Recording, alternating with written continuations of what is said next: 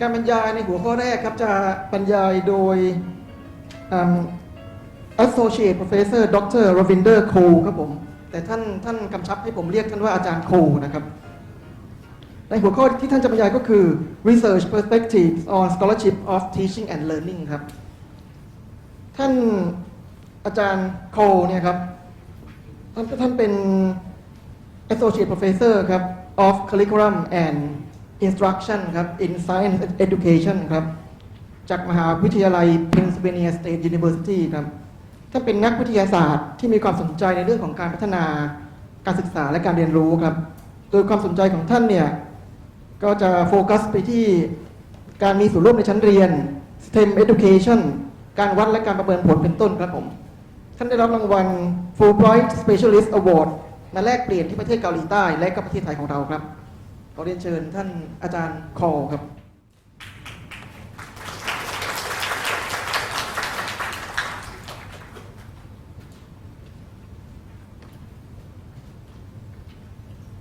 Thank you very much for this invitation. Firstly, I would like to thank Mr. President Sakharin, Dr. Vijan, Dr.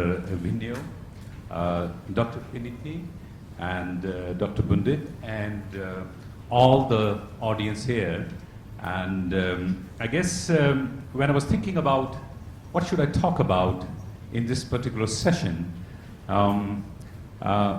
first of all, I want to clarify before I start talking is that Tong Put Pasa Angrit Nakrab, Pasa Thai mai pen na. So I will stay with English, and please feel free to interrupt me anytime.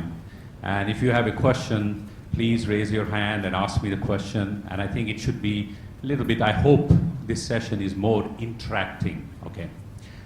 Because we know that scholarship of teaching and learning is about interaction, I guess, in some way. So what I would like to do is, I was thinking, what should I talk about? I think the thing I should talk about is my concept of scholarship of teaching and learning. I think that might be the most appropriate thing to do in 1 hour. I would love to do it on individual basis, share with you how I deal with the scholarship of teaching and learning in everyday situation with my students at Penn State, or sometime when I'm a visiting professor here in Thailand with the doctoral students in Thailand, I also deal with the same issues. But I think the concept of scholarship of teaching and learning is very important.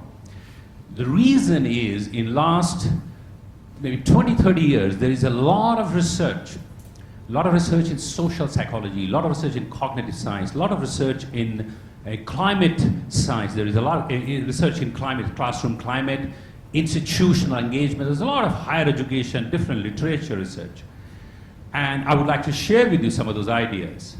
Now, I want to talk to you not based on what I have done in America. I want to talk to you what we have done in Thailand with the faculty and doctoral students, my colleagues. So, this presentation is about my own teaching and learning, and it's about we. That means it's not done by me alone, it's done by a group of great people I happen to work with at KMUTT, many doctoral students and faculty who have been wonderful.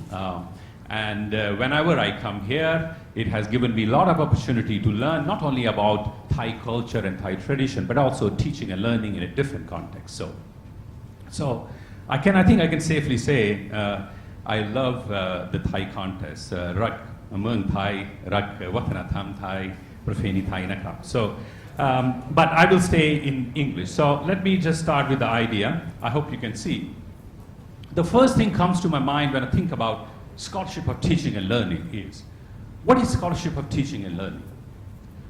What is the purpose? Okay. So the first question which comes to my mind, thank you, okay, is what is scholarship of teaching and learning? What is the purpose of this growing movement of scholarship of teaching and learning? I think one of the things earlier with, I had a conversation with Vice President Dr. Bundit, and he was talking to me is that I think the meaning of word scholarship of teaching and learning is very American in sense. Because this word, scholarship of teaching and learning, was coined by, I guess, coined by Boyer. Boyer is the main guy who actually used this term a lot.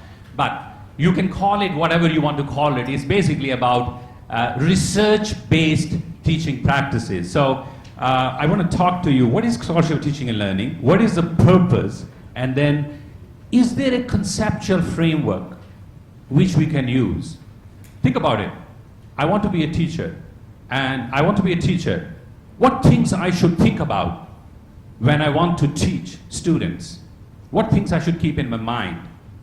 Now, a lot of times people say, oh, you have to study about education, you have to study about curriculum, but actually that's not true. There are many teachers who have never taken an education course are excellent teachers, right? And there are many people who have taken a lot of education course but may not be great teachers, right? So the question is, what should we know about? And I think my conceptual framework, I just use it as a tool to think about what things we should think about when we are going to be teaching. And when I teach, when I begin to teach, when I'm teaching, and when I reflect on what I've taught. All right. So these are the two. So conceptual framework is the third thing I will talk about today. And that's where I will spend most of my time. I guess scholarship of teaching and learning is basically inquiry into student learning. It's disciplinary, cross-disciplinary, interdisciplinary study. That's what it is. The purpose is to create a group of scholarly teachers. That is the idea. How do you create a group of scholarly teachers? There is so much emphasis on improving the quality of teaching at Penn State. 20, 30 years back, Penn State did not care about teaching and learning in their classroom. Now there is a lot of pressure because a lot of the students, our students at Penn State, pay a lot of money to go to school, and they deserve high quality teaching and learning, all right? So it's very important.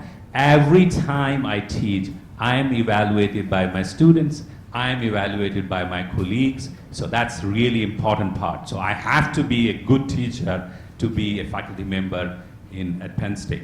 Okay, so it's about research-based practices, and now, my idea is that, as I said, all scholarship of teaching and learning should be guided by a good conceptual framework. Okay, and how do we do that? Now, if you think about scholarship of teaching and learning, there are so many things people talk about. They talk about active learning, problem-based learning, critical thinking, deep learning, reflection, name it, ethics. They talk about so many things, assessment. Now, one fundamental question which has always occupied my mind as a physics teacher when I taught in high school or when I taught in schools, one thing: what motivates people to learn? Motivation. What engages people? My whole research has been guided by a very simple question: how do we motivate people? What motivates people? What is engaging? And if you look at the recent research, one word, I think, which really summarizes the key areas of research right now in US and throughout the world is student engagement. Student engagement. How to engage students. And I will tell you why. So, when I talk about research, scholarship, or teaching and learning, I will root it, I will base it on the research we have conducted in Thailand, we, together. All right, so I will base it on it. So student engagement and motivation is the word. I know, you can do deep learning, you can do critical thinking, you can do good problem-based learning if you create a motivating, engaging classroom learning environment. All right. Everything is possible. All right. All social psychology research tells us the same. Okay. All right. So I guess I thought about it. It's basically student engagement in learning. All right. That's the issue. So, and I will talk about what things really makes it clear why students The first thing I will talk about is, I created the 6 different aspects of teaching and learning. I think these 6 aspects are very important. And the first aspect is content. Important. Samkhanakrat. Very important. Content. All right. I think this is the conversation I just had with Professor Dr. Binyu, and we were talking about it. I think content is so important. You need to know what you're teaching. If you do not know physics content, how can you teach? You need to know. If you're teaching optics, you need to know what is optics. If you're teaching math, you need to know your content. If you're teaching packaging, you should know about packaging. So content is very important. So the first aspect is content. All right. So when I teach students, I want to make sure they learn the content. But that's not enough. The second thing we talk about is procedural knowledge or skills. Now, here, everything you think about skills fits in here. Skills are process skills, problem solving, decision-making skills, critical thinking skills, communication skills, interpersonal skills. Everything you want to emphasize falls under procedural skills. The third thing, now, in a lot of research which has been done in science education, in math education in last 15 years, they have realized knowledge and skills is not enough. My pa, it's not enough. Students need to understand what is the nature of knowledge, what is science, what is engineering, what are engineering practices, what are scientific practices, what does it mean to be an artist? What does it mean to be a historian? What does it mean to be a monk, to be a religious person? So students can see, and chemists are not different than physicists. Physicists are not different. So high school, if you're a high school student and you want to know, what do you want to be? Yak penarai kra, what do you want to be? And you say, oh, I want to be a physics person. But what is physics? How is physics different from chemistry? All right. And when I teach, I should keep that idea in mind. What is the nature of mathematics if I'm a mathematics teacher, so that my students understand its nature through my teaching also. If I'm a scientist, I should understand the nature of science so that I teach. Now, sometimes the problem is many scientists do not know. The most embarrassing question you can ask a scientist is, what is science? So sometimes I think, but the scholarship of teaching and learning, in my view, should also be about understanding the nature of discipline you are teaching. So you know, okay, this is what history is. Okay, is mathematics about patterns? Is it about patterns? Yeah, maybe it is. Okay, so attitude, value, thinking, disposition, and habits of mind. This has become very, very important concept. And I think the goals. Now, when students come to the classroom, they already have some ideas in their mind. They have goals, they have intentions, they have habits of mind. When teachers teach, they also have their goals. When I design my classroom, I also have some intention, goals, values I emphasize. And I think that's a very important part. And I will come back to you. I also convey a mindset to my students. Students also bring a mindset to the classroom. They may bring flexible mindset. They may bring fixed mindset. So mindset. So attitude, values. The fifth thing we emphasize is learning environment. Teaching is. I should always think about not only knowledge, skills, and values and goals I endorse. I should also think about the learning environment I create. Is it cooperative? Is it competitive? What kind of learning environment? The last thing is about equity. Equity is about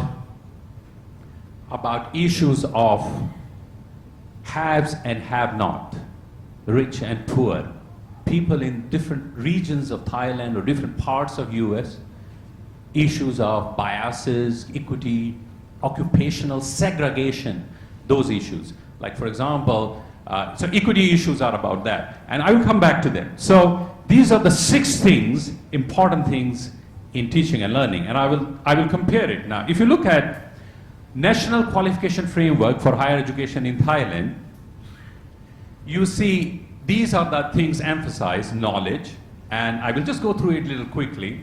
Cognitive skills. This was the framework which came in 2006. So I just thought I will just compare it. Interpersonal skills and responsibility, communication skills. This is the Thai framework. Now, when I compare this framework with the framework I propose, I look at it, I have knowledge, yes, there is knowledge, and it's the same in 2006. We have different types of skills, cognitive skills, interpersonal skill, analytical. So I'm just comparing and contrasting the Thai framework with what I propose, and you can see skills are there in this framework. Ethical and moral issues like the King's idea of sufficiency economy, and those ideas will all fall under ethical moral, and that's under the idea of attitudes, values, and dispositions. Now, the things which could be thought about as an alternate framework, which I'm proposing, is the idea of nature of knowledge and learning environment and equity issues. These issues have become very important. So, when I teach physics students, my physics students who want to be good physics teachers, good teachers in schools and colleges, I tell them to keep six things in mind: knowledge, content knowledge, procedural knowledge, nature of knowledge, attitudes, values, learning environment, and equity. I think that's what I focus on. So you can just see the compare and contrast between this one. Now, so if you apply the same idea to something like STEM education, if you apply the same idea to STEM education, you can see the first thing is scientific engineering practices, disciplinary idea, cross-cutting concept, and I will talk to you about that. Value, goals, habits of mind, learning environment, equity. Now, these ideas are a little bit discussed in a lot of new innovations, in a lot of different policy reforms in US. And I think one policy reform, if you are interested in STEM education, you should think about is going through the next generation of science standards, which came in 2013. And I think 2007, taking science to schools. Actually, my colleagues at Penn State are involved in these, some of the initiatives, and I was also. Okay. If you look at next generation of science standards, for example, it talks about 3 important dimensions. Again, scientific and engineering practices, disciplinary ideas, and cross-cutting concept. Now, scientific and engineering practices, like I said, it's about what scientists do, what engineers do. The cross-cutting idea concept is important. If you look at chemists, mathematicians, physicists, and even people in arts and people in different fields, all different fields, there are some concepts which are cross-cutting. For example, business people use modeling. Okay, physics, I'm interested in modeling with physics. Physics people use modeling, mathematics people use modeling. So modeling is a cross-cutting concept which students should learn in different fields, and that creates this cross-cutting concept and interdisciplinarity between different fields. So they can see how modeling is used by physicists, how modeling is used by chemists, how modeling is used by climate scientists, how modeling is used by other people in other fields. So this is the third dimension. So 3-dimensional model of learning, which has been used, talks about 3 concepts. Now, as I said, in my model, I emphasize 3 more. Talk about values, learning environment, and equity. And why? Why I do that? What is the research basis for including values, goals, and learning environment? Why should I do that? We can just talk content is enough. Why should we talk about goals, values, learning environment? Why is it important for the scholarship of teaching and learning? And that's why I want to say, okay, now, in my own, I will talk about some of the research we have done. One of the things everywhere is a very big problem. And the idea is, why do students cheat? Does anybody have any idea you would like to share? Okay. We can talk about one of the things we wanted to explore. There is a lot of research in the area of motivation, and where we have found that students come to the classroom with different goals, and they come to the classroom with different goals. Some students have more what you call mastery orientation. They want to grow themselves inside, emphasize internal motivation, which is called mastery. Some students worry about looking good. That means they worry, what did you get? A, she got B, he got C, he got D. So they compare, they engage in social comparison. Sometimes we as a teacher also say, oh, I gave you A, I gave you B, I gave you C, I gave you D.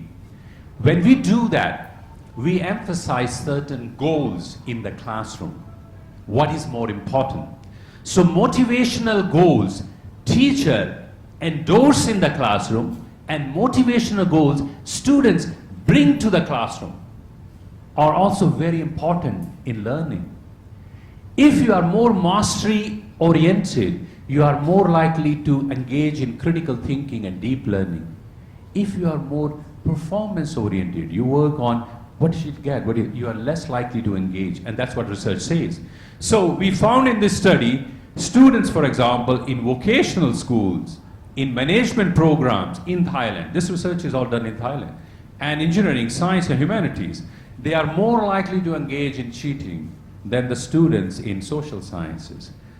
Possibly, it's easy to copy engineering formulas. It is more difficult to copy if somebody is writing a narrative, right? So, and sometimes it's also about motivational goals of the students. So the idea is the goals are very important. The goals you emphasize in the classroom are very important. So motivational goals, okay.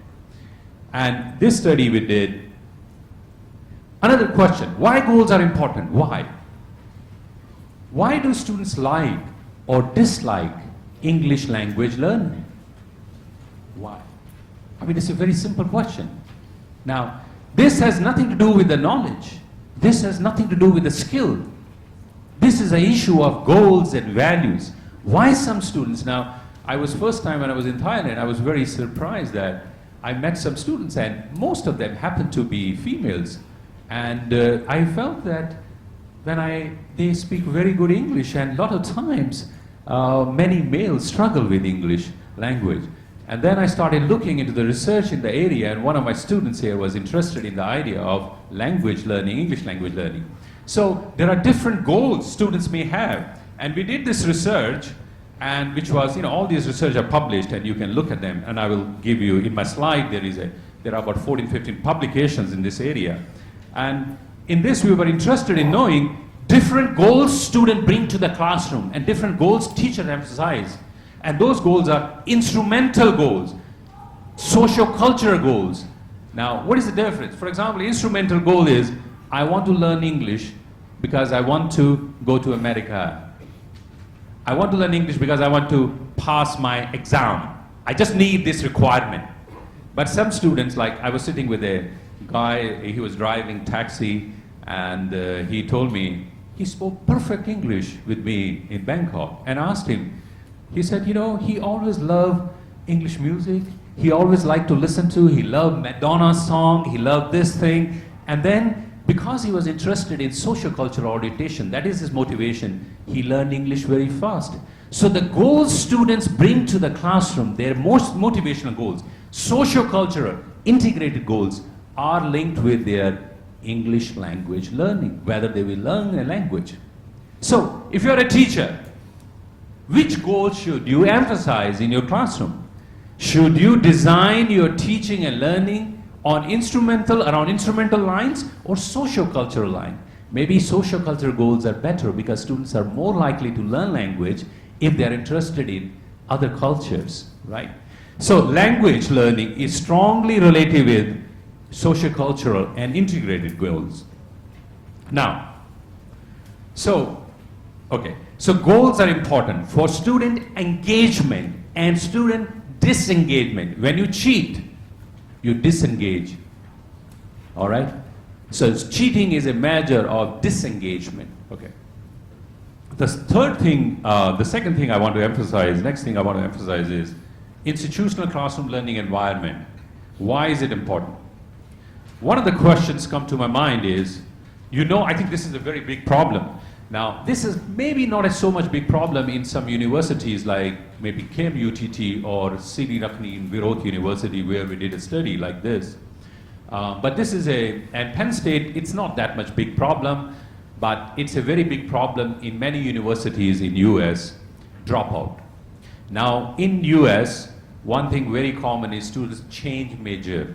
They change major. They start with one major, and in the university, after maybe 1 year, they say, oh, I don't want to do engineering, I want to change it. So they change to something else.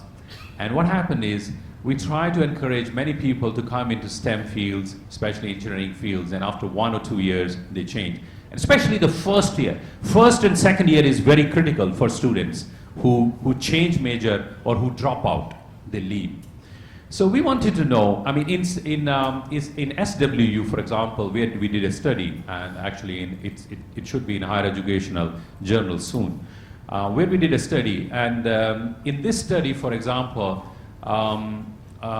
we actually focused, the dropout rate in Sri Rakni Virot University varies from year to year, and it's probably around 1.2 to 8 point something approximately. And we wanted to know why students drop out. Okay, so that's the question. Why students drop out? Why students change their major? Why they change? Okay. And we try to understand different factors: involvement in the classroom, autonomy, meaningfulness, students' goal orientation, and their identification. Now, engagement is about 3 types. Engagement, Sambat, 3 types. One is called institutional identification, which is I belong to KMUTT, I belong to SWU, I belong to Mahidol University, I belong to Chula University. That is our identification. Then is participation, and then is self-regulation. So there is a cognitive engagement, affective engagement, and behavioral engagement, 3 types of engagement. And we wanted to know, and you know what we found? We found, in this case, what we found was the most important thing which helps students persist, they don't want to drop out, and they are engaged in learning, is their student involvement in the classroom, and their goal orientation. So, now, one of the biggest thing which people think is that students who drop out, they are not good students. Actually, that's totally wrong.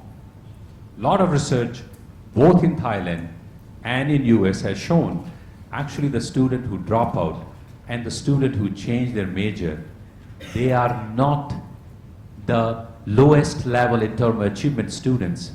They are disengaged learner. They find classrooms boring. They feel classroom boring. They are not engaged in the institution. So if we want to change, if we want to make changes in the learning environment, in the institution and classroom, we need to think in terms of student engagement and what factors shape their engagement. And I think 2 factors we feel is very important is involvement. And that's why I think very good thing I see in Thailand, which I really like, is many university, when students come into the colleges, they are becoming a member of the community, they are doing a lot of activities, they are involving the classroom, and that's something good. But classroom engagement is also very important. So that's the whole idea. Poor teaching is the main reason. So greater student engagement will lead to less dropout. Okay.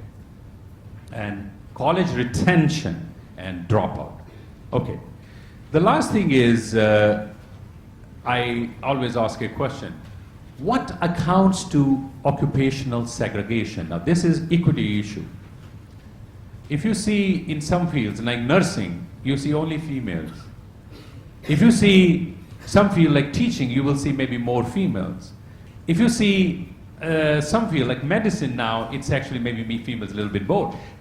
Now, interesting thing, in Thailand, in colleges and universities, in physics and chemistry programs, there are almost equal proportion of females as as males. It's very interesting, very interesting. Thailand is one of the few countries in the world where in PISA and other studies, they have found that females do better than males in science and math. It's one of the very few countries. It's the very few country in the world where in college level physics program, females are almost same as male in maths and other fields. In US, oh, very big difference. In US, maybe 30%, 35, 39% of students in physics and these programs are females, mostly males. So it's interesting. Thailand has gender equity issues, but many issues, they don't have any gender equity issues. But Thailand is very, very different from, say, for example, countries like China and Korea. Korea is a big problem around gender equity. So we are also interested in equity issues, and I think we are important. And I think this slide talks to you, shows you exactly. We collected this data in 2013, and you see engineering, and you look at physics. It's amazing, actually. Females are almost more than males. It's shocking when I looked at this data. And that's only in Thai, but engineering is different. Pure engineering, not information technology, pure engineering. We still have almost 3 to 1 males more likely to become engineer, and this interests me. So we were interested in this thing, and we did some work, I guess, with Dr. Tanita and one of my colleagues at KMUTT, and we found in this study that males have high self-efficacy in physics. They feel they are good. Males are here, but they think they are here. Females are here, they think they are here. All right. So males tend to, in physics and masculine domain math, they overestimate themselves. Females underestimate themselves. So one of the issues related to that is self-concept. Self-concept. What you think, how good you are. So see, GPA. Females have high GPA than males, but expectations for success in physics, males have high. So in these studies, we were interested in also mindset. If I ask you a simple question, now this is a more psychological question, and this question is this: is intelligence fixed, or is it malleable? Can it be changed? Intelligence, plian dai rupla. Plian dai rupla. Can change, right? But many students, when you are in high school, they feel intelligence is fixed. Some students feel it cannot change. And those beliefs are called mindset. There's a lot of work in the area of mindset. And that mindset can actually have an impact on their aspiration for STEM fields. So we found in this, a lot of these things like ability belief, they have influence. Okay. So I guess, so the point I'm trying to make is we cannot measure student success based on GPA. GPA model of competency is not enough. There are other things, goals, values, self-efficacy, self-concept. Those are important issues in terms of teaching and learning. So, the bottom line is this. These are some of the publications we have done in last, I guess, 7, 8 years in international journals. So, I guess my idea is, in my idea of scholarship of teaching and learning, there are 6 important things. First, disciplinary practices. For example, if you're teaching science, how to engage in scientific reasoning, scientific argumentation. Second, disciplinary idea. You might be teaching about electromagnetic induction, electromagnetic radiation, disciplinary. Third, cross-cutting concepts. Fourth, values, goals, and habits of mind. And this falls under the idea of sufficiency economy, social sustainable development, growth mindset. These are the ideas. Third, institutional and classroom learning environment, relevance, involvement, autonomy, equity, inclusion of students from different groups. So these are the 6 important dimensions of teaching and learning, which I think about when I want to talk about teaching students. Okay, so the most important part is when people start teaching, they think, okay, let me go and get a textbook. Okay, this is how people teach. They go and pick up a textbook and they start teaching. Actually, that model of teaching and learning is obsolete now. I think that is a model of teaching that people use. When you ask somebody, can you teach a course for me? They just look at the textbook and they say, okay, I choose a textbook and I teach. But the model of teaching we're talking about is, where do you want to go? First, where do you want to go? Standards, goals, disciplinary idea, cross-cutting concepts, learning environment, goals, values, mindset. You want to think about where you want to go. What evidence will you collect? What assessment will you use to reach that goal? All right? And what learning experiences you will emphasize to reach that goal? So 3 things. First, where you want to go, what evidence you will collect, and what learning experiences you will emphasize. I guess 3 things. So you start with the ends, is a backward mapping. Then you think about the evidence, and then you provide the learning experiences. So in terms of scholarship of teaching and learning, if you ask me, what is innovative learning? I think, in my view, if you want to think about what is my idea of innovative learning, and when I think about innovative learning, I think about what? Number 1, I think about, okay, I'm going to teach physics. I'm asked to teach a course in physics, or I'm asked to teach a course in mathematics. I say, I'm going to think about disciplinary concept, practices in physics, science, nature of science, and cross-cutting concepts. I'm going to think about modeling and things like that. I will also think about goals, values, attitudes, and habit of mind. I will also think about what kind of cognitive, affective, and behavioral outcomes I want to emphasize in my classroom. I also want to think about the design of my classroom learning environment. What kind of learning environment I should create in my classroom?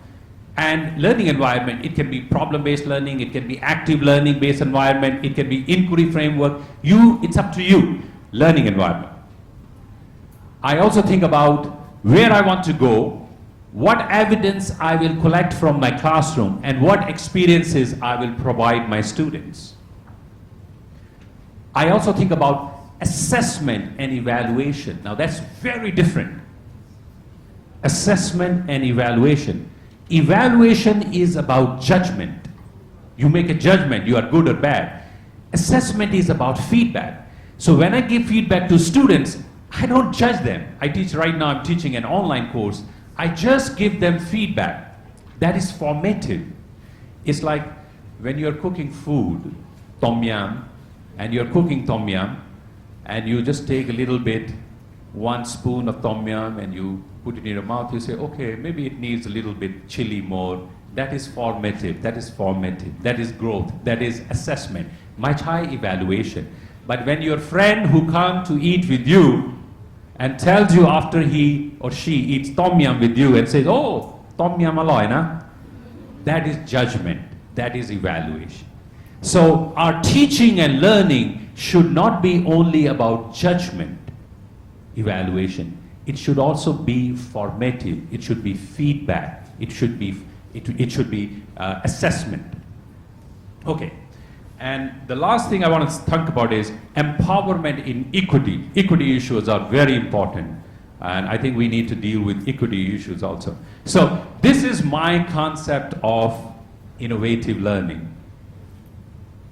So I guess these are the things I feel: interdisciplinary ideas, cross-cutting concepts, values, goals, learning environment, and equity.